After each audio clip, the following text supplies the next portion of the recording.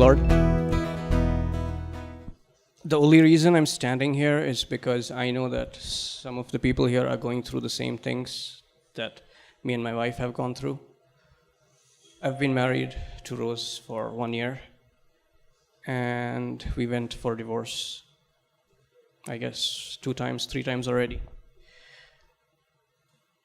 within 1 year. I grew up in Saudi Arabia, she grew up in India. That created a lot of difference, a lot of clashes. Often it ended up in a point where her lawyer would call me and I would tell him to talk to my lawyer. And we would come here, she's studying in China, so she would come down from China, I would come from Saudi Arabia just to meet the best psychologists, Christian psychologists in Kerala. And we ended up leaving the psychologist's place, deciding that let's go to court, there's no need continuing this. And one of my cousins had come here last year and he recommended this place to us, and this was like the last try. And part of the problem was, well, I had a past, she had a past, and we knew about it. We were frank and we said, but that created a lot of clashes, and that continued into after marriage as well.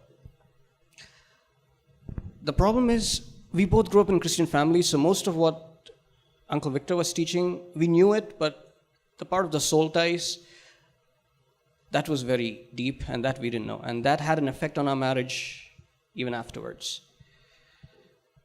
So, actually we were fighting while we were here. She used to come here and she used to sit and cry. Out of 5 days, 3 days she was standing here and she was crying because we were having fights. But after the ministry, after they, explained to us about soul ties and I renounced it and we broke it,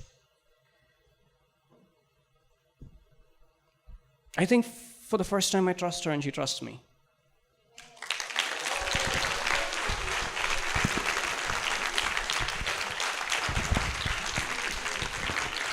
And it wasn't like that before.